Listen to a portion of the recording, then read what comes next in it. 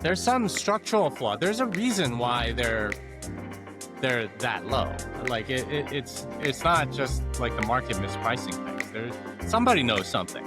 And as you dig deeper into these, then you find out, oh, they have like some bad contract that they can't get out of that causes like leakage of a lot of their profits or whatever. In many ways, if you already have a brokerage account, it's, I guess, somewhat easier with treasury company stocks. I just thought it would be like options on ETFs or something instead. For a lot of those people, I'm not sure how much of a long-term holder they're going to be, because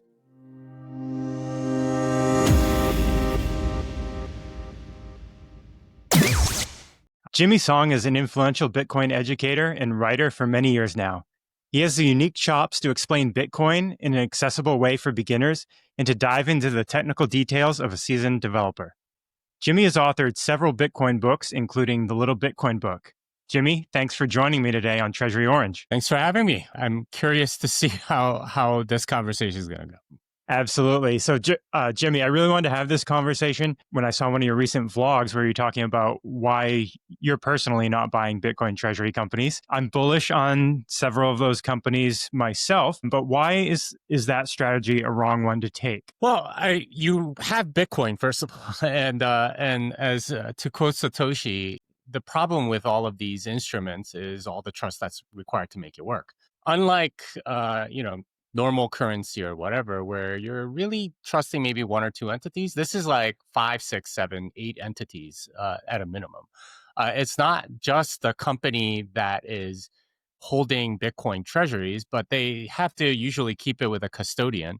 And you have to trust that that custodian is not just honest, but also competent enough to hold the Bitcoin treasuries. Also, there's paper Bitcoin shenanigans that are possible. There's also government risk.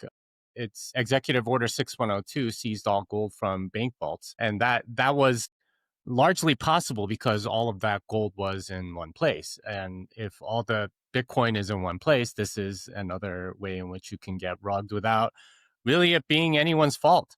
So there's, for me, way too many risks along those lines. And especially as Bitcoin becomes more universal currency and more people trust in it, I think fiat money naturally goes down and all of those risks get higher and higher. So while there's definitely upside for a lot of these Bitcoin treasury companies, especially with respect to MNAV calculations and all that, which I know treasury company holders are very much into, there's just too much risk and too much speculation to make it worthwhile for me. Now, I'm not saying that it's not for other people. I just explained in that video why I'm not doing it. I guess we should touch on the other 2 points, one which is volatility, right? It's significantly more volatile than Bitcoin itself. I've already had enough volatility for my lifetime, just like being in Bitcoin, period.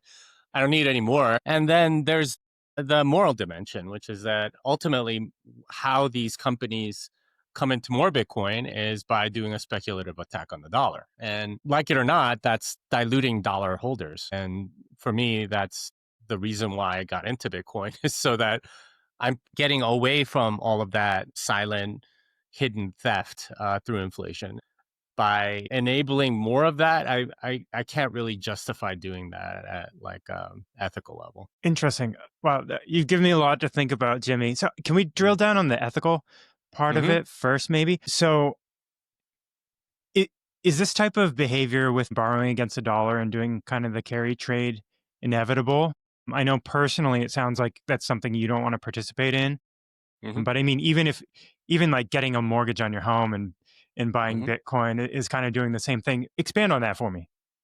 Yeah, and this is something that I don't think this wasn't the viewpoint I had up until maybe 5 years ago. And part of it was writing the book, Thank God for Bitcoin, and like discussing with my co-authors, where does the debt come from, right? And one of the things that we wrote in the book is that we're all sort of liable for a lot of that inflation, because it's not just governments that are printing money. Yes, the federal government prints something like $2 trillion a year just because that's the deficit that they have between revenue in tax collection and the spending that they do. But there's significantly more in commercial bond markets. All of that money comes into existence from nothing, and stuff like mortgages, those also come into existence from nothing. So, I mean, after doing that analysis, I couldn't, just sort of sit on it. I had to kind of act.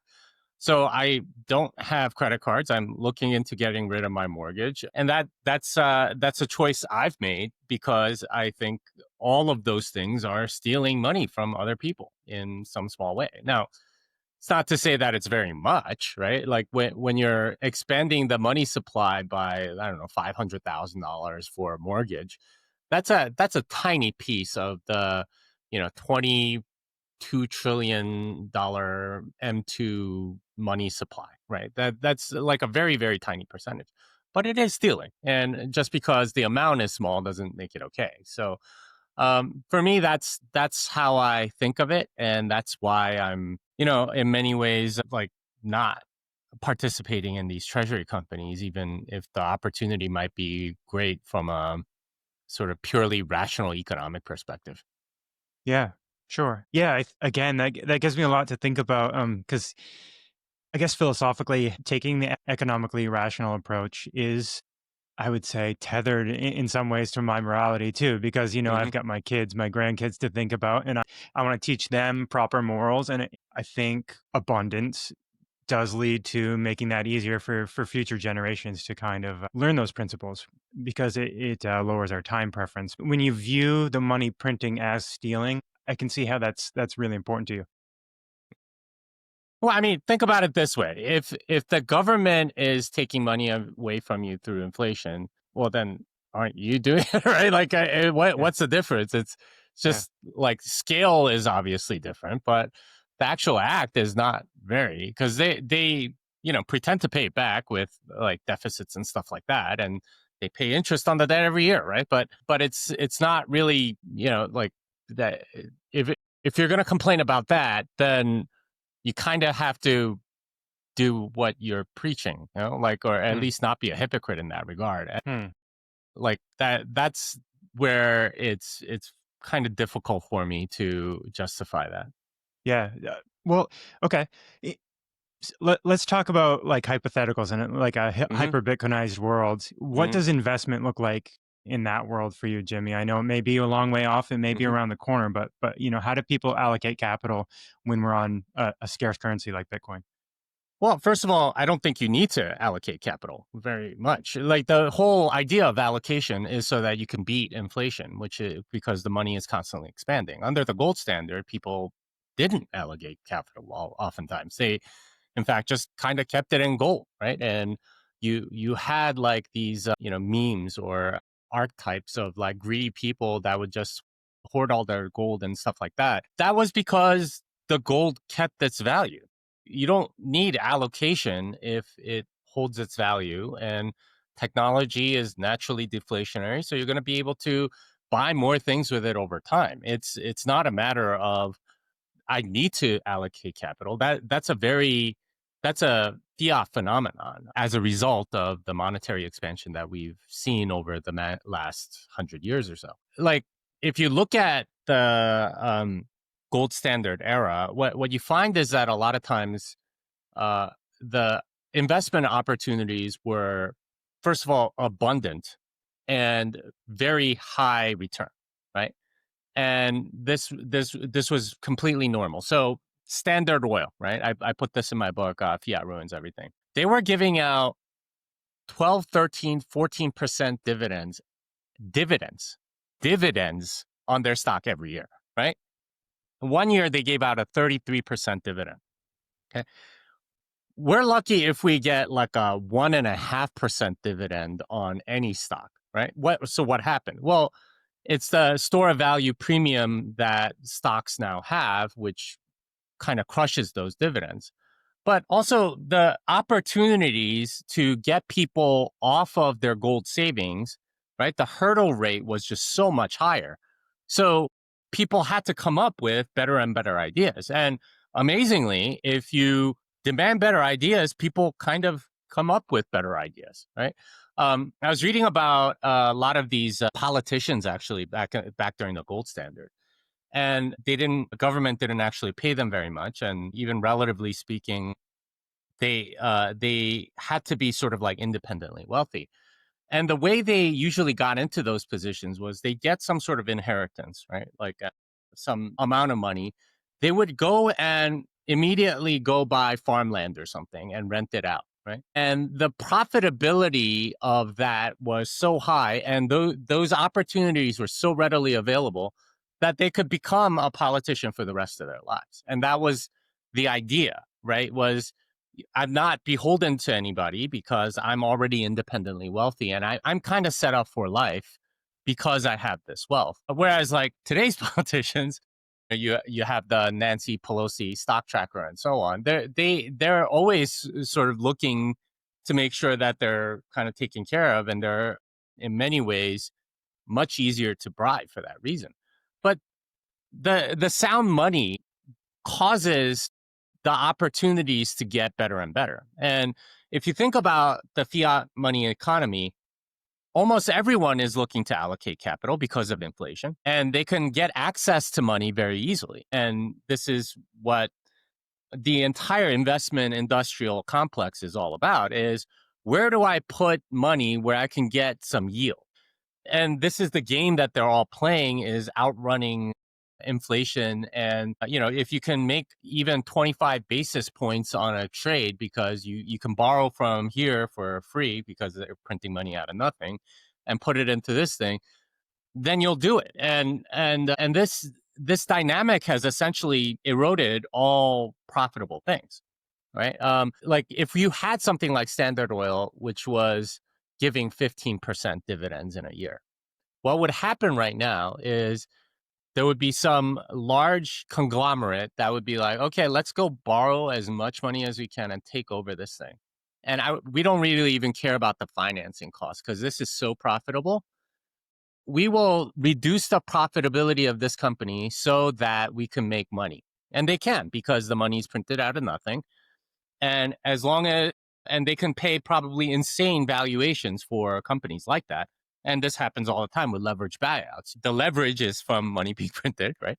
And then the buyout happens on something profitable, and the profitability shrinks because you have to service the loan. And this is how all of these like amazing opportunities become less and less, because the next guy comes along and does the same thing. And then next thing you know, all these profitable businesses are no longer profitable. And in fact, they end up becoming candidates for government bailouts and so on. And this has happened to a lot of different companies in the fiat economy. You can go read about what happened to Toys R Us. They were a very profitable company, right? I remember going to Toys R Us when I was little. It was packed. It wasn't like there's no market for toys. Kids love toys. But what happened? Bain Capital did a leverage buyout, reduced their profit margin, and then when like some sort of shock hit with the economy, well, they couldn't survive it. And then they got into more and more trouble. And this it just fragilizes all of these companies. So my point here is that capital allocation is a fiat phenomenon, and it's all part of this weird game of staying ahead of inflation. And it's not something that is necessary under Bitcoin, though good enough opportunities certainly have, there's room for that. And currently, I don't see too many like that. I mean, people pitch me all the time on different things that they want to do. And if I do invest, it's not because I think it's going to beat Bitcoin. It's usually because I want to see that product happen. And because the Bitcoin hurdle rate is just so high, it's incredibly difficult to beat Bitcoin. And I don't expect most companies to do that. And it's going to be a while before you get sort of that fiat flush out of all of this crap, and instead we get much better opportunities that we had under the gold standard. I agree, I think, with most everything that you're saying there, Jimmy. To Steelman, like the fiat economy case, which again, I don't agree with, is there, do you hold the door open for any scenario where borrowing money and kind of stealing from the future has put us in a technological place where compared to the counterfactual, we're in a better spot, or the business opportunities, the technology advancements would have been better under a sound money standard? Yeah, and this was the argument for fiat money, like, and the sort of Keynesian way of thinking. If we had enough money, then we can fund all of these great opportunities out there, right? Like that was sort of the logic behind doing all of that. Was, under the gold standard, there were all these opportunities that weren't getting funded because the money was scarce. Instead, they were like, let's make the money abundant and fund all of this stuff. Well, we've now gotten into a situation where every VC I know is like crying about the fact that they can't find enough deal flow, right? Enough opportunities, right?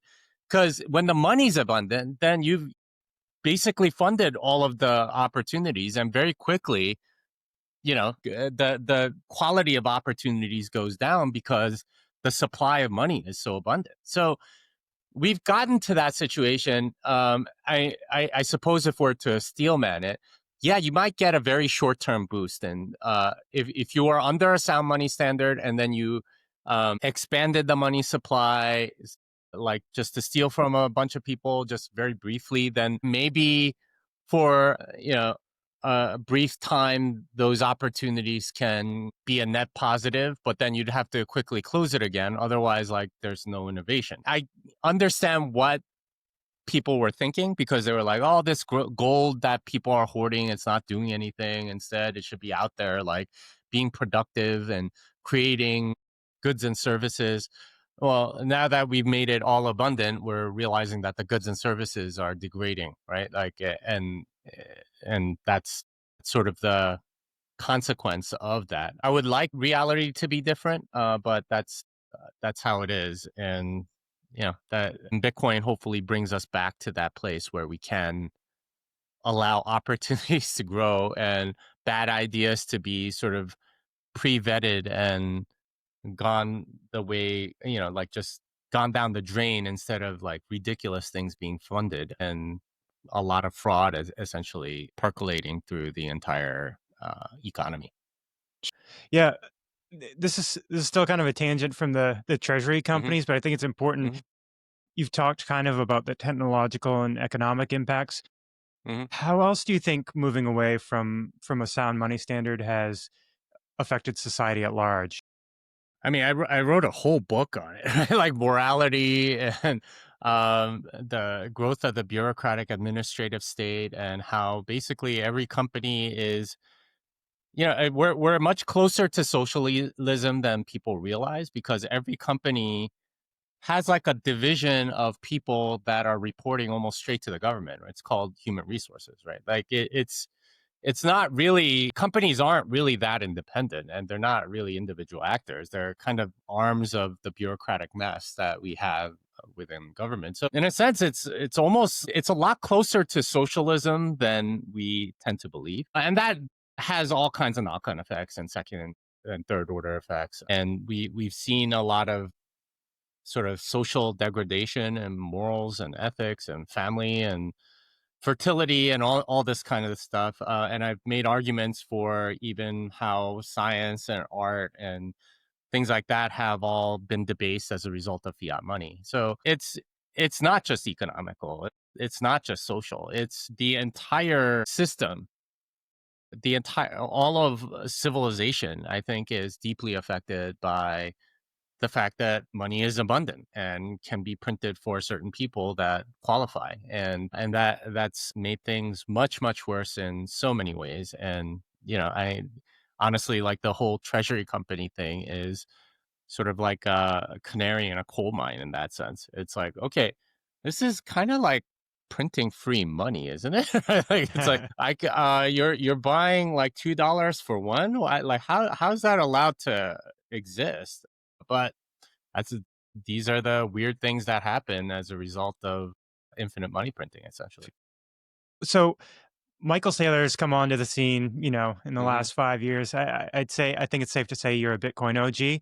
So Hmm. you've been here for through a lot of ups and downs, Jimmy. So what do you make of Michael Saylor? He kind of says his company is using intelligent leverage Hmm. to stack more Bitcoin. What do you make of the culture that he's brought to Bitcoin? Well, he's doing what's been identified as like a speculative attack on the dollar. I think that's what it is. And from a purely homo economicus perspective, it makes all the sense in the world, right? Like you can essentially buy $2 for one, like doing this trade and providing all of this, and essentially using the hurdle rate or giving access to the Bitcoin uh, yield, right, or Bitcoin profitability to other financial instruments that are legion in the economy. And that's the hole he's been exploiting. And I mean, I think what he's doing is perfectly rational and it makes sense in many different ways. Uh, but like from a cultural standpoint, I think it's made treasury companies way more popular. A lot more companies are obviously doing the same thing. And in many ways, it's having this effect that I didn't expect, which is sort of like the Bitcoinization of the stock market. The highest flyers right now, other than, I don't know, the big five or something like that, they tend to be companies like MicroStrategy, right? These are the companies that everyone's trading and so on. And I think that will continue becoming the case where instead of Bitcoin overtaking stocks and real estate, it's Bitcoin becoming stocks almost. And it's not exactly Bitcoin because it's not self-custodied. It might be paper Bitcoin. There's all the trust and all that stuff that has to go into it. But in some way, it's becoming more Bitcoinized. And I'm not sure if that's a good thing or a bad thing. But in retrospect, it kind of makes sense that that's how it would go because Bitcoin is the best store of value. And most people that are in the stock market are looking for good stores of value. And if you are able to buy $2 for $1, which is kind of what all these treasury companies are doing, then that's probably going to be a better store of value, right? Like than something, all of these other companies, which long ago have had their profitability extracted from them or outsourced or something like that. It's interesting. I came to Bitcoin first and now I'm talking a lot about Hmm. Bitcoin treasury companies, but that's not always the path, right? Hmm. I think a lot of these CEO types from Bitcoin treasury companies are kind of seeing Bitcoin as a way to save their company. Do you think these Bitcoin treasury companies as maybe a gateway to people understanding Bitcoin is a sustainable model? The moral question maybe aside. Yeah, I mean, is it good for adoption? Is essentially what you're asking. I don't know. I guess so. I mean, there are already a lot of people that were talking about Bitcoin. I mean, like for a long time, right? Late 2017, I read a tweet by some sports reporter saying like, in every locker room I visit, they're all talking about Bitcoin, right? Like that was the case in late 2017. So it's not like they hadn't heard of it. It was just a matter of okay, like how do I do it? And in many ways, if you already have a stock and brokerage account, then it's, I guess, somewhat easier with ETFs and treasury company stocks and stuff like that, which sort of act like leveraged instruments on the ETFs, right? Which is odd. I just thought it would be like options on ETFs or something instead. So like I don't know if it's made people more aware or getting them further down the rabbit hole, possibly. But my gut feeling is that the people that were interested are already in. It's really only taking in marginal people that are, haven't heard of it that much, but are now interested because maybe it's in front of them and they have less friction to get into it. But for a lot of those people, like I'm not sure how much of a whole, like long term holder they're going to be because in a sense, like you come in with little conviction, you're going to get out very quickly. So I'm certainly open to that possibility, but I haven't like met anyone that's like, oh yeah, I got into MicroStrategy and now I'm like a full Bitcoin maximalist. Like Yeah. I don't They really do hear that. exist. I will say personally, I know those people do exist in my personal life, but you're right. It does take conviction Mm. to to stay in Bitcoin. I'm testament to that. Buyer in 2013, buyer in 2017. I sold my stack both times. Mm. I didn't understand Bitcoin. I didn't grok it. I was Hmm.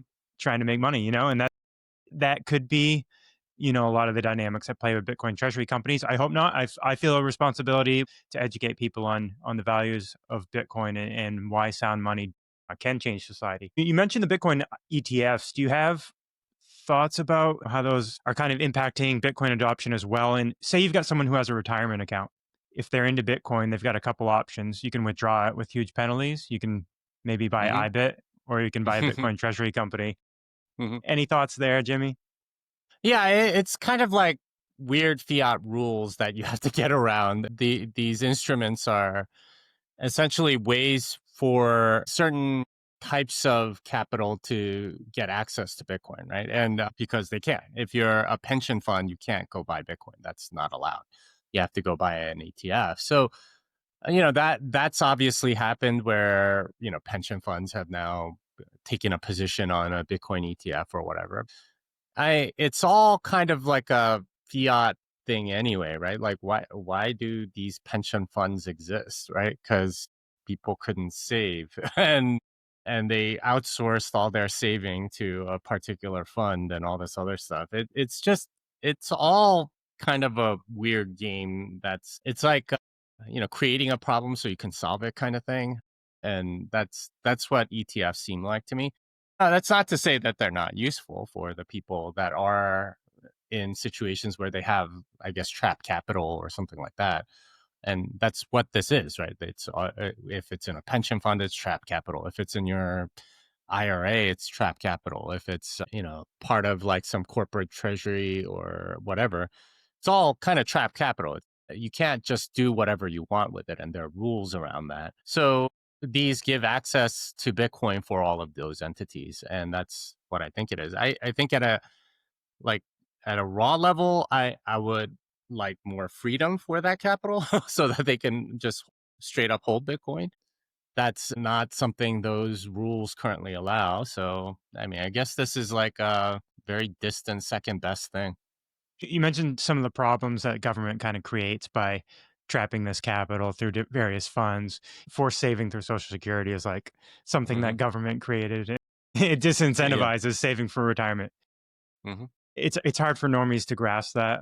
Now that Bitcoin's kind of entered the political sphere, at least structurally in the United Hmm. States specifically, because politicians are talking about Bitcoin. No, Bitcoin doesn't need them, but it does feel like Bitcoin's kind of winning in this cultural moment and political moment. What do you think about how Bitcoin was talked about in the last presidential campaign? Yeah, I mean, I've been disappointed in what Trump's actually done, but like certainly the attitude towards it was significantly better than say the Biden administration. But that said, it's that part I'm not as worried about because Bitcoin really is the best asset and they could try to stop it, but I think more likely they're going to try to take advantage of the profitability, right? Like the store of value property of it with something like the Bitcoin Reserve Act. So that seems to be how it's going. I'm not really too hopeful of government adopting any of that. I don't think it needs to for Bitcoin to succeed. I think it's already succeeded, and I think it's you know the hard money properties make it kind of inevitable for global adoption. So it's really more about like, do you want to try to minimize the disruption by having a government that's able to sort of adopt it a little more quickly and get on more sound money principles earlier? And I suppose that's worthwhile. It's just not something that I'm competent in or that interested in because I'm not really a good deal maker with respect to laws and things like that. But yeah, that's currently how I see it. Gotcha. Do you think Bitcoin is insulated from a 6102 kind of attack? Maybe you can, for our audience who don't know what that is, you can explain what that was with gold under FDR. And obviously, Bitcoin has different properties from gold, so it's easier to Mhm. store. But are we out of the woods on a 6102 to Bitcoin? No, no, I don't think so because of these treasury companies, ETFs, and so on. Like all the Bitcoins in one place for all of those guys, right? So what the Executive Order 6102 was in May of 1933. All right, it's about a month after FDR took office. He, riding on this wave of popularity as part of his first 100 days agenda, he seized all gold from like theoretically from private citizens and everybody else. Now this was like deeply unconstitutional. It was just a blatant power grab by FDR to just say your gold is mine. You have to use dollars instead of gold. And he could do that because most of the gold at the time was in banks, right? Every bank had a gold vault, and dollars were at the time, right before then, you could go to any bank and exchange $20.67 for 1 ounce of gold, right? And he gave this executive order, and all the gold was seized and essentially brought into the Federal Reserve System. And the reason why he did that was because he wanted to massively deficit spend. And about a year later, he revalued the gold from $20.67 to $35. Now, it was still illegal for people to um, own gold, right? Except I think you can own up to 1 ounce or something like that.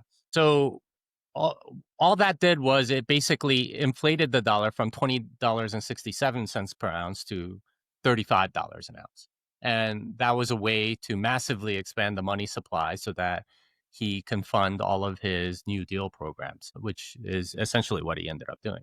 The question is that possible with Bitcoin? I definitely think so, because you have these centralized honeypots that are, with ETFs and treasury companies. I think a significant number of them use Coinbase as the custodian. So, next president, can just assign another executive order saying, okay, 6102 is a precedent. I am seizing all the Bitcoin. It is illegal for citizens to own Bitcoin, and you can have up to 0.0001 Bitcoin or something like that. And we'll make the dollar exchangeable for Bitcoin, but it's only in name only because you can't actually convert it, and it's illegal to own. I like something like that is entirely possible, and it's because of the centralization. So I would be very wary of keeping it in those places, especially if you believe that the fiat system is not long for this world, and we're going to enter into weird hyperinflationary scenarios in the next couple of decades. Then then those are not the places where you want your wealth stored. Sure. If laws were changed, maybe, and it was easier for treasury companies to maybe hold their own keys or use some sort of multi-sig custody setup, Mm, do you think mm. do you think that would reduce the attack? Do you think that would be something good for Bitcoin? Well, public companies are like however they store Bitcoin, they're still regulated by the state, and they're like public companies. So, in a sense, the government has a big hand in being able to do whatever they want with them. Every public company wants to stay in the good graces of the SEC and so on. So it's very difficult to believe that they would be able to resist a 6102 like order. That I mean, they might do like lawsuits and things like that, but assuming that they lose all of those lawsuits and that this was like a real fiscal emergency where the government needed a lot of hard currency or something like that, I don't think they can resist. So I mean, short of giving every user like a private key that they or having every user's private key lock it or something like that, I don't think they can resist it. It's not. I don't think it's possible just because of the way they're set up and how much permission they need from you know regulatory entities to not get like harassed more or less infinitely by such places. Hmm.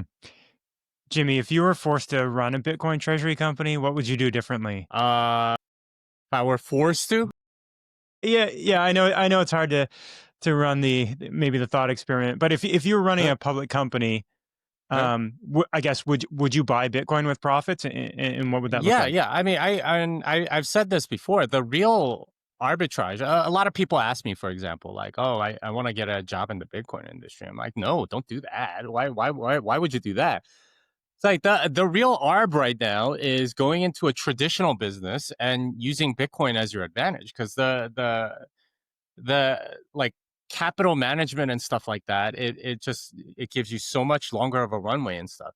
So if you raise money to do like I don't know, like some sort of startup or something, and you put all the money that you raise into a Bitcoin treasury, you're gonna have a significantly longer runway than other players, and you're not gonna need to raise as often or even ever if you manage it correctly. So that's the advantage that you can have. And if you there are many ways in which you can use Bitcoin, first as sort of like a treasury asset, but later as like payments and things like that, to reduce costs and provide value. And I think that's where the real opportunities are, is the intersection of Bitcoin and places that really haven't been Bitcoinized yet, rather than going to these Bitcoin companies that are trying to sell products to Bitcoiners or something like that. If I were running like a public company, yeah, I would plow all of whatever cash balance I have into Bitcoin. Number one, right? Because that's like Michael Saylor says, it's a melting ice cube.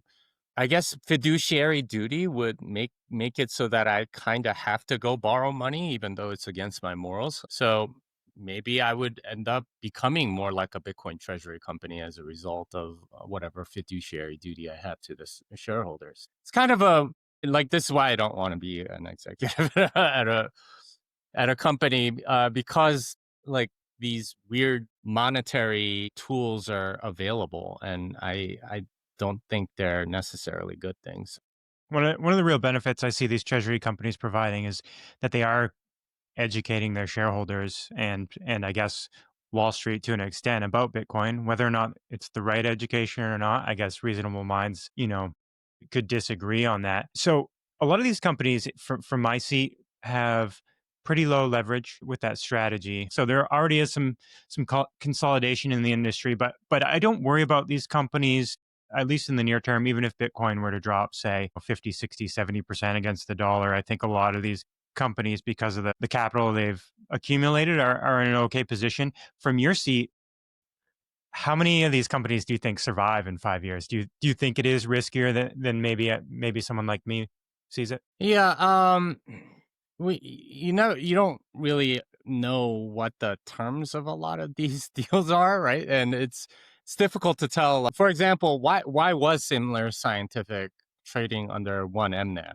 Because really, what Strive is doing is they're buying dollars for 50 cents, right? Like that's essentially what it looks like from the outside. But there's some structural flaw. There's a reason why they're that low. Like it's not just like the market mispricing things. There Somebody knows something.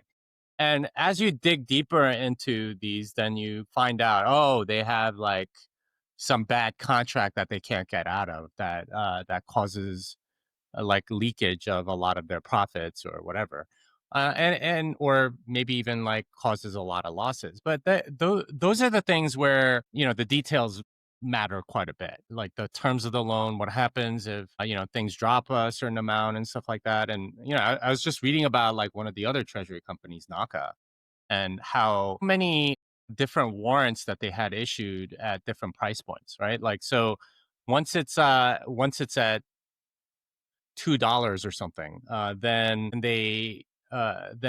some other entity gets a right to issue like a whole bunch of shares and buy it. And so it's like their MNAV is like not as straightforward to calculate, because you think they have this much Bitcoin. I mean, I guess the amount of Bitcoin is pretty obvious, but the number of shares that they're potentially issuing is not at all obvious.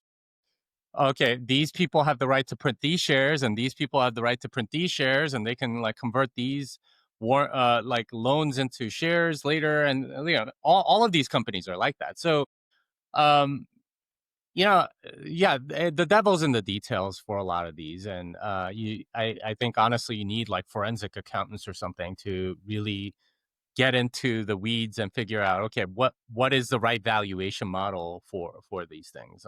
Yeah, yeah. And so That's what yeah, we're trying to I don't do know. partially here Eh, at Treasury Orange, Jimmy, with our deep dives. We're trying to dig into the details to help educate would-be investors, mhm. to let them know kind of, the behind the scenes. And I think it's kind of like any investment in a public company, the devil is in the details. You've got to know if there's outstanding obligations, warrants, things like that. And so that's something we're taking a look at. I'd like to pivot kind of to a broader Bitcoin question that's been kind of rumbling under the surface. Could you really just from a high level perspective tell us about kind of the Core V30 upgrade? Yeah, that's it's a little bit of a heavy lift, but here we go. All right. The Bitcoin blockchain is just a whole bunch of transactions, right? If you think about the Bitcoin blockchain, every transaction from the very first one that Satoshi Nakamoto made on January 3rd, 2009, all the way up to the very latest transaction that just made it into the last block, all of those are in the Bitcoin blockchain. That's what it is. The blockchain is a record of every transaction that's ever been made on Bitcoin. To those transactions make it into the blocks through something called mining. And this is a process by which somebody with mining equipment and a lot of cheap energy finds something called proof of work, which is essentially the right input to get an output that is a number that is low enough to be considered proof of work. It's essentially a randomly generated number at the end of something called a hashing process. Just to give you an idea of how rare this number is, if you had a random number in binary, the odds that the first digit is zero and not a one is about 50%. The first two digits being zero is about 25%. First three digits being zero is like 12.5%, and so on. To get a proof of work currently is something like 68 leading zeros, right? Which is kind of like flipping 68 coins and getting them all heads one time. So there's a lot of coin flipping going on, right? And it's literally per machine something like trillions of times per second. And this is a lot of different machines all over the world that's doing this. So that's the process of mining. Now, the miners get these transactions from somewhere, and these have to be valid transactions from users. And getting those transactions requires something called a peer to peer network. This is where everyone is running a node that's also checking for the entire legitimacy of the Bitcoin blockchain and new transactions that are added to it on a constant basis, but they also transmit transactions and blocks to each other. And this is where miners get transactions to include in blocks. But the important thing to note is that they don't have to get them from the peer to peer network. They could solicit them from the public and sort of guarantee it for a fee or something like that. This is what's called off-band transmission of transactions, and this happens quite often. But the peer-to-peer network transmission, that depends on what each node is willing to transmit to other nodes. And there are transactions that nodes will not transmit, largely because they are unfamiliar with them or they cause some sort of like denial of service attack or something like that. So, for example, you could have a very large transaction that's valid that keeps getting replaced. So they're valid in the sense that they would go into the blockchain, but for a node that could cause a vulnerability because it takes up all their bandwidth, downloading sort of updates to this transaction. There's all kinds of sort of safeguards to make sure that people can't remotely take down your node, which would be kind of bad. So, that's one reason why you might not want to relay certain types of transactions. So for a long time, there have been people that wanted to put something other than financial Bitcoin transactions into the Bitcoin blockchain. To sort of carve out something for them back in 2013, it was made a rule that said, if you have like data outside the financial transaction that you want to include, we're going to give you this field to put it in. And it was at first limited to about 40 bytes. Later, it was increased to 80. And that was sort of like a standard dense rule. You can have 1,000 bytes in it and still make it into a block if a miner knows about it. But nodes were not relaying it, which meant that miners like either had to solicit the public directly or had to construct them themselves to make transactions like that. And that largely worked, right? Because if you look at transactions in the Bitcoin blockchain, that field is limited to 80 bytes vast majority of the time. Something like 0.0007% of transactions that have it at all exceed 80 bytes. What core version 30 does is it takes off the 80 byte cap and says, okay, well, you can put anything, any number of bytes into it up to the limit of a transaction, which is 100,000 bytes. Now, greater than 100,000 byte transactions are still legal in a Bitcoin block, but they're not transmitted by nodes, so they're not standard in that sense, right? They're not relayed, and this is what we call policy level filters. But that essentially makes it so that core version 30 nodes, if you keep the default settings, will transmit anything in that field that's greater than 80 bytes and with really no limit. And the reason why they did that was because there's a second layer project called Arc, sponsored by a company called Citria, that had a particular use case where they needed to put 160 bytes of their data onto the Bitcoin blockchain in an emergency. And they admitted that it would at most be like 3 of those a year, something like that. So 500 bytes a year, something like that. And the core devs decided, okay, well, they need 160 bytes. So we need to increase this thing from 80, but we don't want to, if the next guy comes along and wants 320 or 500, let's just like leave it uncapped. And that's what's caused this controversy, because there's a lot of people that are very upset about that, because the way sort of relay works is that if you have even like 10% of the network relaying it, then it'll get to a miner. Just that's how it works, how the math works out on the network topology. But that also opens the door to a lot of non-financial data getting into the Bitcoin blockchain. Now, personally, I don't think that's that big a deal, because we still have the block size limit, which limits the number of these transactions in an absolute sense anyway. But a lot of people are upset, largely because it's kind of like a concession to people that want to use Bitcoin in a not as like a financial transaction way, but as something else. Even if it ultimately does enable more financial transactions like Arc might. Or it's not Arc. I'm sorry. It's BitVM. I misspoke on that. Yeah, it's BitVM Citria, not Arc. So that's the controversy at the moment. It's a little bit inside baseball-y, and you could kind of tell because it's all developer. A lot of developers are commenting on it, but that's where we are. Yeah, we're gonna have to clip that and send that to everybody who sends us a question on it. But so Jimmy, do you see that more as a technical disagreement, which it literally is, or is it more philosophical? I see a lot of people who are running alternate implementations of Mm-hmm. of Bitcoin node software, kind of like staking their claim and saying, we don't want to allow spam. We're not gonna support this new upgrade to core. Yeah, I see it not as a, well, it is a technical disagreement, first of all, right? Like, well, what should the default be? It should be 80, it should be 160, it should be 100,000, whatever it is. Um, but at the root of it is, I think, an economic disagreement. And it's based on this idea that if we give these people a place to go put their data, then they're going to use it responsibly, or there's not going to be anyone else that's going to do that. The argument from the core side is often, well, they're going to be able to do it anyway. I'm like, okay, yes, they can. They can always just send it directly to the miner. That's kind of the point, is that you add costs by not making it so easy. If it's frictionless, then you're reducing costs. If you make it have more friction, then you add costs, which means that you get less of it. That's I think at the heart of the economic disagreement that developers have, even if they're couching it in technical terms. So that's and that's economics of the unseen, because you don't see the big transactions that didn't make it into the blockchain. You only see the ones that did.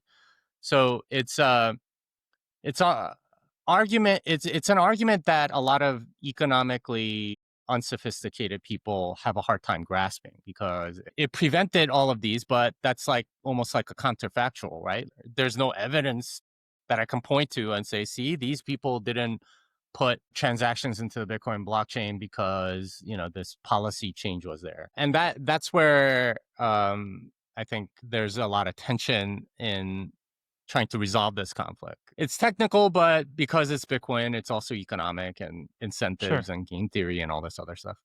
Sure. Do you think different sides of the debate are being disingenuous by using alarmist language, talking about censorship, and then, on the other side, there's alarmism over the Bitcoin blockchain potentially becoming illegal based on the storage of some of the spam, JPEGs, video Hmm. files, or whatnot. Where do you fall with that? Yeah, people are making kind of hyperbolic claims, I think, on both sides. I try to evaluate things rationally. I don't see those arguments the way those proponents see them, but I mean, it's entirely possible I'm wrong.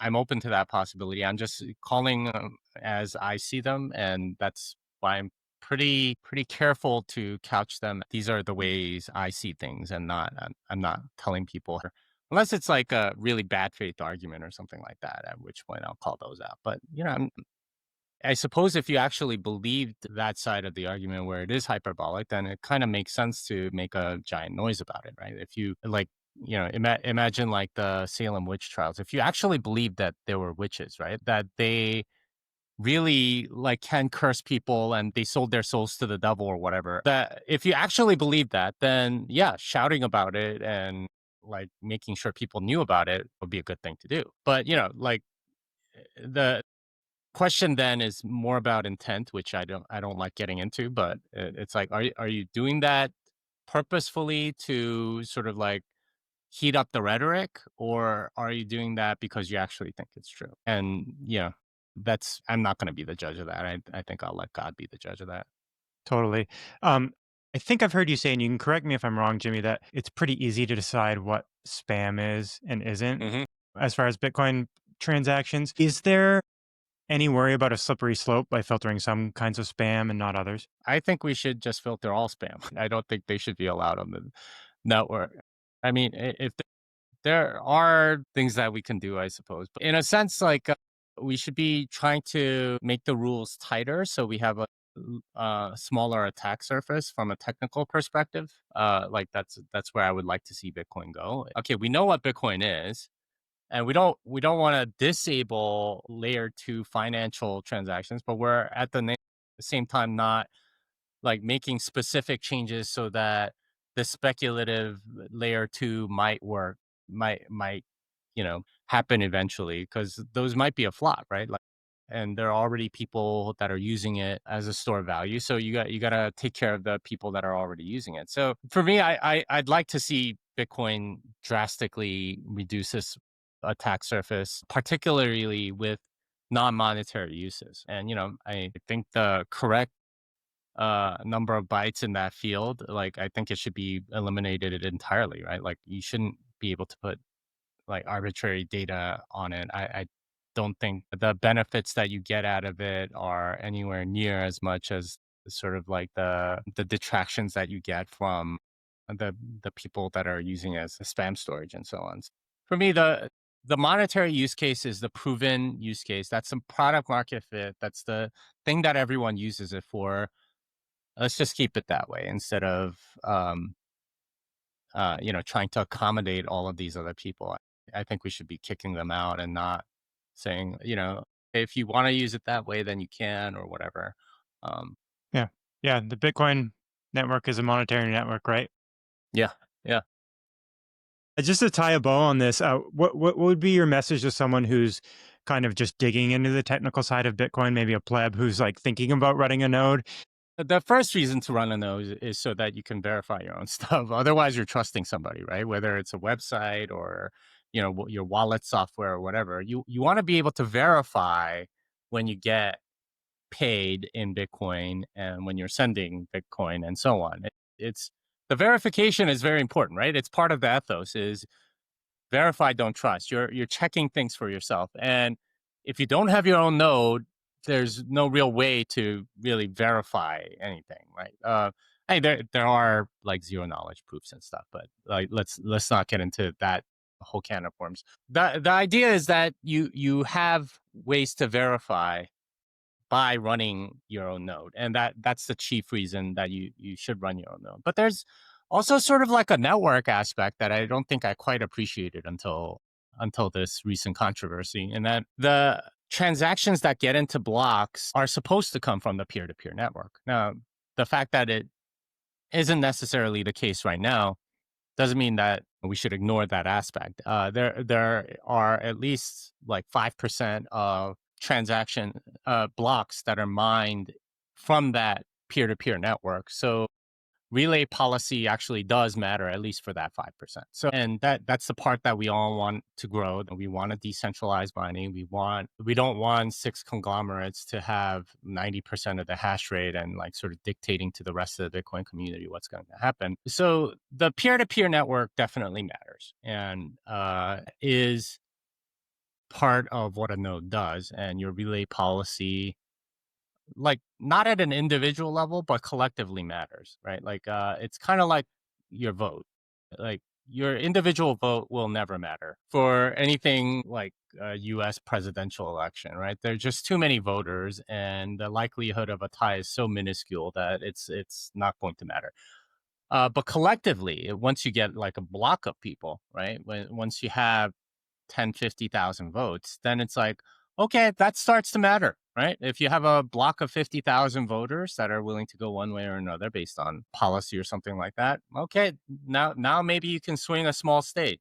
Maybe that swings the entire presidential election, right? Like those things matter, and that's kind of how it is with the node and its relay policy. Individually, it almost certainly doesn't matter, but collectively as a block, it does. Cool. Before we wrap, Jimmy, one thing we have all our interviewees say is stay orange. Stay orange. Love it. Ladies and gentlemen, Bitcoin's coolest cowboy, Jimmy Song.